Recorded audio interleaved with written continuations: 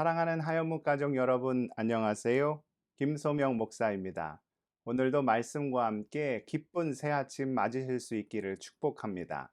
이 시간 본문은 로마서 6장 12절에서 14절까지입니다. 그러므로 너희는 죄가 너희 죽을 몸을 지배하지 못하게 하여 몸의 사욕에 순종하지 말고, 또한 너희 지체를 불의의 무기로 죄에게 내주지 말고, 오직 너희 자신을 죽은 자 가운데서 다시 살아난 자 같이 하나님께 드리며 너희 지체를 의의 무기로 하나님께 드리라. 죄가 너희를 주장하지 못하리니 이는 너희가 법 아래 있지 아니하고 은혜 아래에 있음이라. 아멘. 같은 사람이라도 어떤 문화적 배경을 가지고 있느냐에 따라 전혀 다른 삶을 살게 됩니다. 저는 한국에서 비교적 오랫동안 군목으로 사역을 하다가 느즈마키 미국으로 유학을 왔습니다. 30대 중반에 왔으니 결코 이른 나이라고 볼 수 없지요.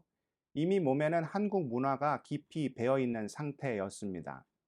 유학 생활을 하면서 가장 힘들었던 점이 교수님과의 관계였습니다. 물론 언어의 장벽도 있었지만 사실 문화적 장벽이 훨씬 높았습니다. 동방 예의지국인 한국에서는 어르신을 보면 고개를 숙여 인사하는 것이 당연한 모습입니다. 그리고 눈을 똑바로 쳐다보면 버릇없는 사람처럼 비춰질 수 있습니다. 그래서 처음 미국에 와서 교수님을 뵙고 90도로 폴더 인사를 하였더니 저를 보고 무척 놀라 하시더군요.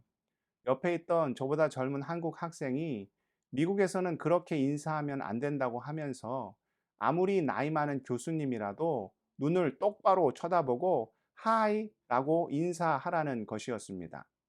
당시 그 이야기를 듣고 얼마나 버릇없게 느껴지던지요. 미국 생활이 10년이 조금 넘은 지금이야 좀 덜 어색하기는 하지만 아직도 저보다 나이 많은 미국 사람을 만났을 때 눈을 빤히 보면서 하이 인사하는 것이 부담스럽기는 합니다. 이처럼 같은 사람이라 해도 어떤 문화적 배경을 가지고 있느냐에 따라 전혀 다른 인생을 살 수 있습니다.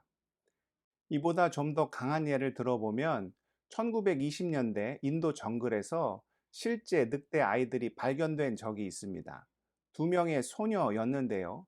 한 명의 이름은 카마라, 또 다른 소녀의 이름은 아마라였습니다. 처음 발견되었을 당시 몸은 분명히 사람이었는데 행동은 완전히 늑대였습니다. 팔과 다리를 동시에 사용하여 사족 보행을 하였고, 늑대가 먹는 생고기를 먹었으며 늑대 울음소리를 내었고, 빛을 싫어하는 등 그야말로 늑대 그 자체였습니다. 교육자들과 목사 부부가 그 소녀들을 사람답게 만들려고 애를 썼지만 그 과정이 결코 순탄치 않았습니다. 결국 한 명은 1년 만에 세상을 떠났고 다른 한 명도 9년 뒤에 세상을 떠났습니다. 9년 동안 배운 단어가 고작 45개였고 포크를 사용하여 음식을 먹는 정도의 훈련이 습득한 것의 전부였습니다. 이처럼 무엇의 영향을 받고 무엇의 지배를 받는지에 따라 인생은 완전히 달라집니다. 그리고 그것은 쉽게 바뀌지도 않습니다. 하나님께서는 인간을 복되게 창조하셨습니다. 하나님의 형상대로 창조하셨고 복된 삶을 살라고 명령하셨지요. 그런데 아담이 범죄한 이후에 사람은 죄의 지배를 받게 되었습니다. 죄악 가운데 태어나 죄의 지배 아래에서 성장하여 죄의 삶을 사는 것이 인간의 숙명이 되어 버린 것이죠.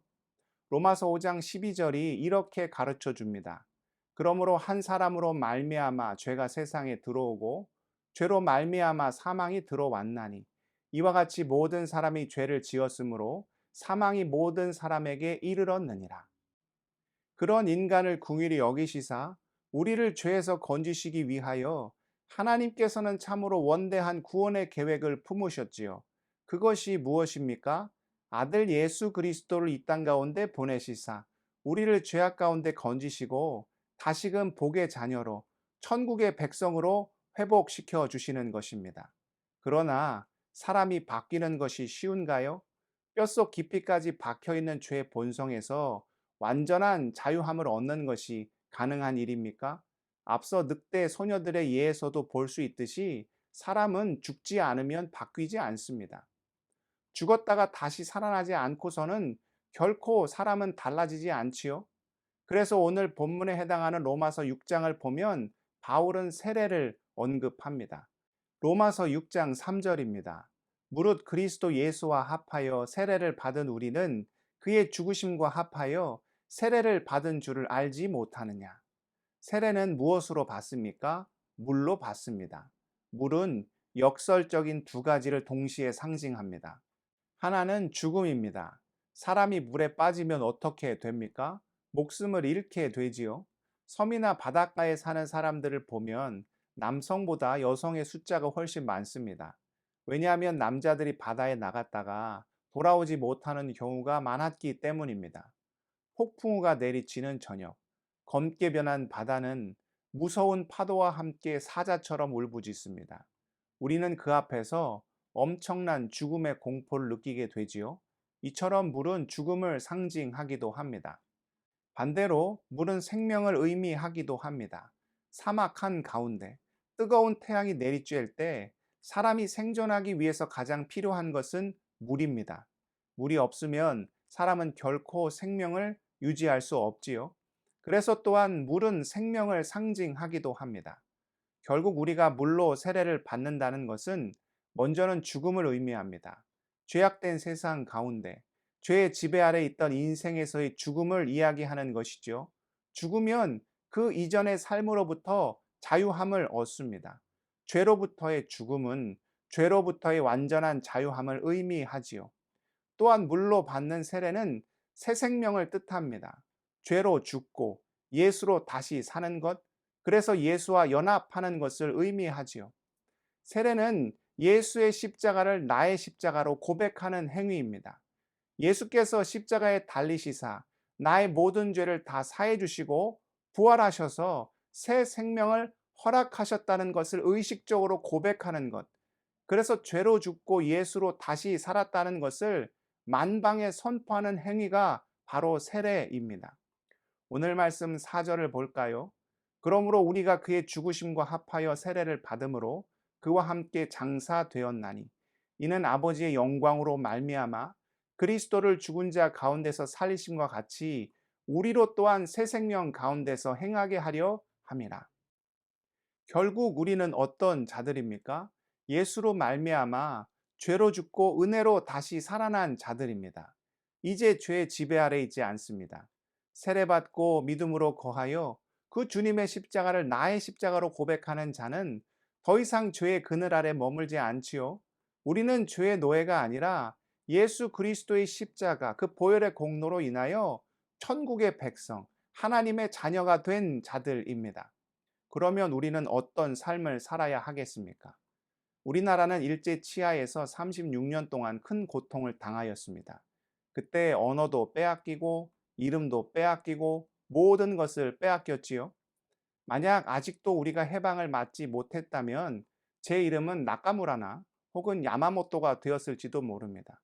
그런데 해방을 맞이하였기 때문에 김소명이라는 참으로 좋은 이름으로 불리고 있지요. 우리는 이제 더 이상 죄의 지배를 받지 않습니다. 그러하기에 죄의 삶을 살아서는 안 되지요. 우리의 말과 태도와 행동에서 더 이상 죄의 모습이 나타나서는 안 됩니다. 일본 사람은 일본말을 합니다. 한국 사람은 한국말을 하지요. 천국의 백성은 더 이상 죄의 말을 하지 않고 주님의 사랑과 자비와 긍휼이 충만히 드러나는 말을 해야 합니다. 그래서 오늘 우리가 읽은 본문이 어떻게 이야기합니까? 13절입니다. 또한 너희 지체를 불의의 무기로 죄에게 내주지 말고 오직 너희 자신을 죽은 자 가운데서 다시 살아난 자 같이 하나님께 드리며 너희 지체를 의의 무기로 하나님께 드리라. 우리의 삶이 죄를 드러내는 불의의 무기가 아닌 하나님의 영광을 드러내는 의의 무기가 되어야 하지요. 왜입니까? 14절입니다. 죄가 너희를 주장하지 못하리니 이는 너희가 법 아래 있지 아니하고 은혜 아래에 있습니다.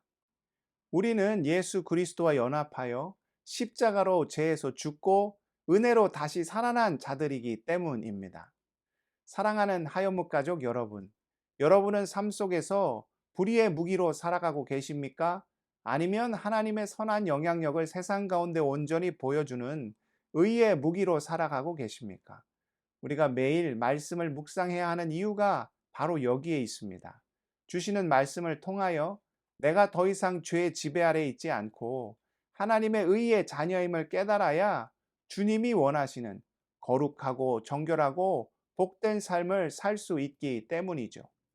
내가 죄로 죽고 예수로 다시 살아났다는 이 귀한 진리를 마음에 새겨 오늘 하루 의의 무기로 살아가는 우리 하여목 지체들 다 되실 수 있기를 주님의 이름으로 축복합니다.